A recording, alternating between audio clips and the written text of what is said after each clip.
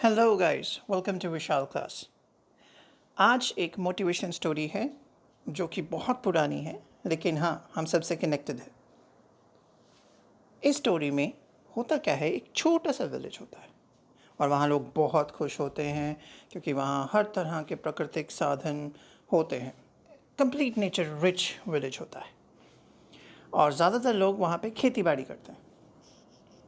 लेकिन पिछले 6 महीने से वहाँ बारिश नहीं होती, जिसकी वजह से वहाँ सूखा पड़ने लग जाता है और लोग काफ़ी परेशान हो जाते हैं।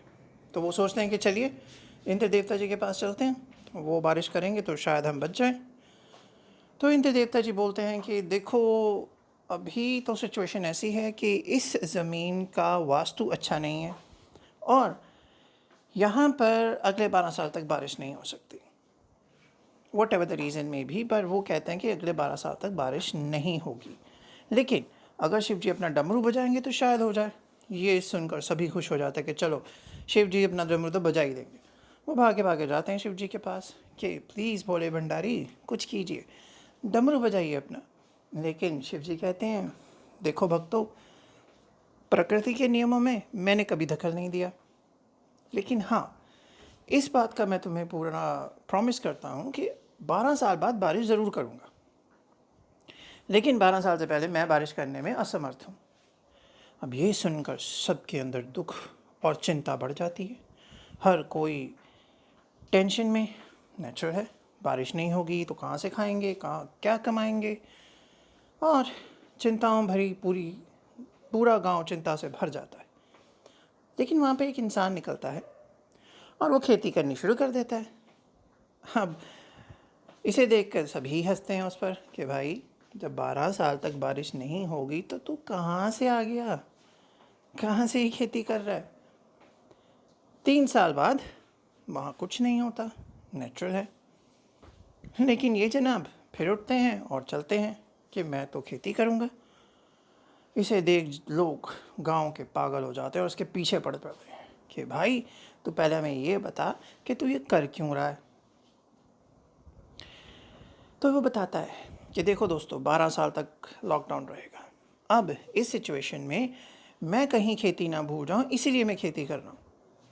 अब ये कारण सुनकर हर कोई हैरान होता है और कहता है कि हाँ भाई, बात तो सही है। अगर हम 12 साल बाद अपना काम करना भूल गए तो हम कैसे रहेंगे। अब ये हर जगह जा जाकर यही चीज़ चर्चा होनी शुरू हो जाती है। और ये बात हमारी पार्वती जी, उनके कानों में पड़ती है।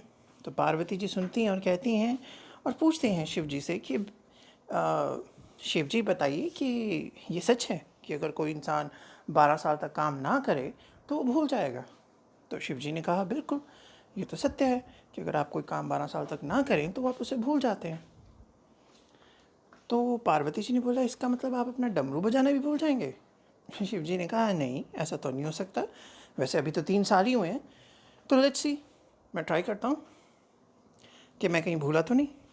और वो अपना डमरू बजाते हैं। अब जैसे डमरू बजाते हैं तो क्या होती है, बारिश, हर चीज़ वैसी की वैसी हो जाती है और वहाँ लोगों की ज़िंदगी अच्छी होनी शुरू हो जाती है। तो दोस्तों, ये स्टोरी भले पुरानी हो, लेकिन हम सब पर अब ये लागू होती है, खासकर उन स्टूडेंट्स पर जिनके सामने भविष्य पड़ा है, जो ये सोच कर बैठे हैं कि लॉकडाउन शायद बढ़ जाए, शायद जून तक जाए, तो हमें क्या ज़रूरत है पढ़ने की। मगर ये चीज़ याद रखना, अगर तुम भूल गए तो बहुत मुश्किल होगी। लेकिन वो इंसान जो इस टाइम पर मेहनत करेगा और अपने स्किल्स को अपग्रेड करता रहेगा, वो यकीनन सक्सेसफुल होगा, उसकी सक्सेस के चांसेस बढ़ जाएंगे।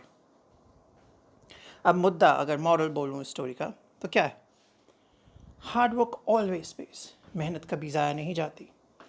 कीप रिफ्रेशिंग योर स्किल्स, अपने स्किल्स को हमेशा इन्वेंट करते रहिए, कुछ ना कुछ करते रहिए।